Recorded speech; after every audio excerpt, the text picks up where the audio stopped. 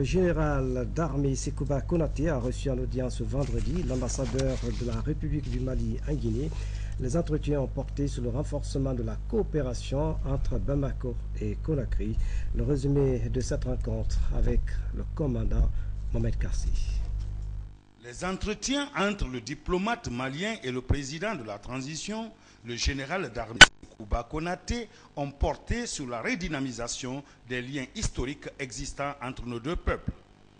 Le porteur du message du président malien Amadou Toumani Touré a réitéré au président de la République à cette occasion la volonté du peuple malien à accompagner la Guinée dans cette transition déjà amorcée. Au sortir de l'audience, l'ambassadeur du Mali en Guinée s'est prêté aux questions de la presse. J'étais porteur d'une invitation du président de la République du Mali, son Excellence Amadou Toumani Touré, à son frère et ami, le général d'armée Sekouba Konaté, pour prendre part à ses côtés, aux côtés des chefs d'État de la sous-région, aux côtés de ses frères et sœurs du Mali, aux côtés de la communauté africaine et étrangère, aux cérémonies marquant le 50e anniversaire de l'indépendance du Mali. C'est ce message que je lui ai transmis. Ce message, il l'a compris et il accepte avec plaisir de prendre part à cette grande fête du Mali. On prit part à cette audience le ministre secrétaire général à la présidence de la République et quelques membres du gouvernement. Suite à l'appel d'urgence lancé en faveur d'une étudiante touchée par des troubles visuels qui nécessitaient une assistance financière, le président de la République, le général Sekouba Konaté, vient de débloquer 15 000 $ en faveur de Adama Doumbouya pour son traitement en France. Reportage Siri Yeng. Au nom du président de la République, président de la transition, ministre de la Défense nationale, le général d'armée Sekouba Konaté, qui me charge officiellement de remettre ces 15 000 $ à cette jeune fille universitaire malade qui doit pouvoir traiter ses yeux. Après avoir suivi l'émission dans le journal télévisé, le président de la République tient à faire ce geste humanitaire. Au nom du président de la République. Je remercie Monsieur le Président de la République. Je suis tellement ému que je ne sais même plus quoi dire. Je le remercie du fond du cœur. Et je remercie toutes les autres personnes qui ont pu me soutenir, m'appeler, me remercier, me serrer la main seulement. Ça me va droit au cœur. Je suis vraiment heureuse, ravie.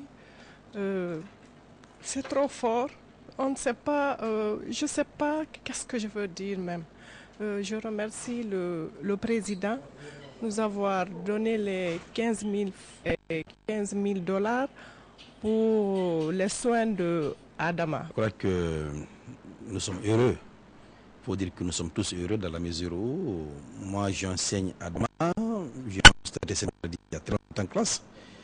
Que Adama vienne à la télé, que nous nous mettions tous à la disposition d'Adama, que nous montrions à la télé que le président réagisse favorablement, on ne peut que remercier le président. Quand on fait du bien, on le fait pour soi-même. Quand on fait du mal, on le fait à soi-même. Dieu voit ce que l'on fait. Je reste convaincu, il a des enfants, il est président aujourd'hui, Dieu va le récompenser. Dans l'actualité encore, le Premier ministre en chef du gouvernement, Jean-Marie Doré, a lancé ce vendredi à Conakry les activités du bureau du Haut-Commissariat des Nations Unies aux droits de l'homme. La cérémonie s'est déroulée au Palais du Peuple ici à Conakry en présence de plusieurs personnalités du pays. Nabi Kamara signe ce reportage. Les institutions de la République avaient rendez-vous ce vendredi au Palais du Peuple. Elles étaient invitées par la coordination des agences du système des Nations Unies dans notre pays pour prendre part à la cérémonie de lancement des activités du bureau du Haut-Commissariat aux droits de l'homme. Un bureau dont l'ouverture en Guinée découle d'un accord passé entre notre gouvernement et cette institution planétaire il y a à peine 4 mois. Je voudrais vous rassurer que l'objectif d'un bureau des Nations Unies pour les droits de l'homme n'est pas de critiquer ou de vilipender les États, mais plutôt de les conseiller sur les stratégies idoines à mettre en œuvre pour une meilleure jouissance des droits de l'homme, par les populations. Le Haut Commissariat des Nations Unies aux droits de l'homme joue également un rôle important en rétablissement de l'état de droit dans les pays qui, comme la Guinée, ont traversé des périodes difficiles en vue de les aider à s'arrimer plus durablement au train de développement économique. Ce bureau du Haut Commissariat des Nations Unies pour les droits de l'homme est présent à Conakry et en Zérékouré.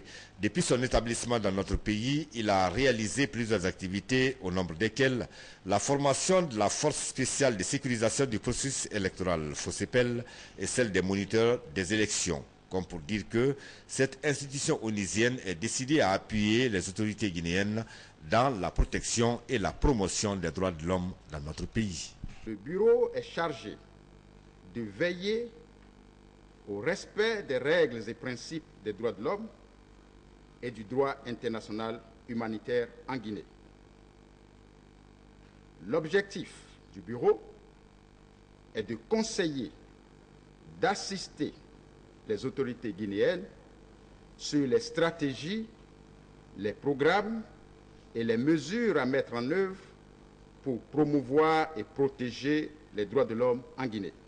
C'est ensemble, dans un partenariat responsable avec l'ensemble des parties prenantes au niveau national, régional et international, que nous effectuerons des avancées significatives dans nos aspirations légitimes vers une pleine jouissance des droits de l'homme. C'est dans ce cadre que la République de Guinée a accepté l'établissement du bureau du Haut Commissariat des Nations Unies aux droits de l'homme en Guinée. C'est au Premier ministre de se féliciter de l'idée qui a présidé à la signature de l'accord d'établissement d'un bureau du Haut Commissariat des Nations Unies pour les droits de l'homme en Guinée.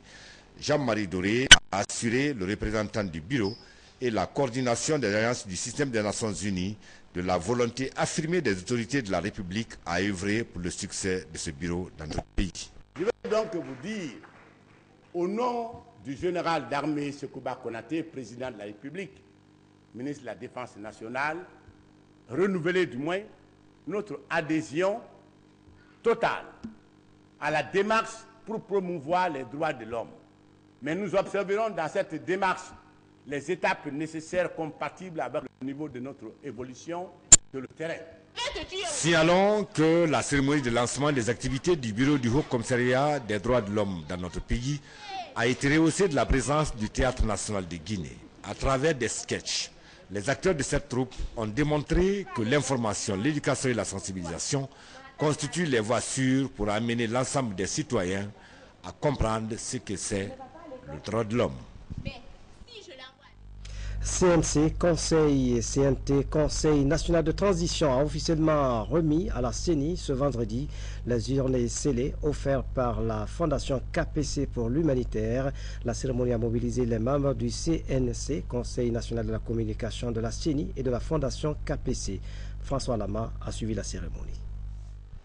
Nous sommes à Yimbayam-Bougie, juste à l'embouchure de la base militaire. C'est là où les 10 000 urnes et scellées étaient soigneusement gardées dans les magasins de stockage de la Fondation KPC pour l'humanitaire depuis avril dernier. Ce sont ces 10 000 urnes et scellées que le CNT a offert à son tour ce vendredi en don à la CENI après visite et vérification du nombre et de l'état dans lequel se trouve ce matériel électoral. Une occasion pour le premier vice-président, au nom de Khadija Rabiatou Serra Diallo, présidente du CNT, de louer l'excellence des relations entre les autres institutions de la transition et le CNT. Monseigneur Albert David Gomez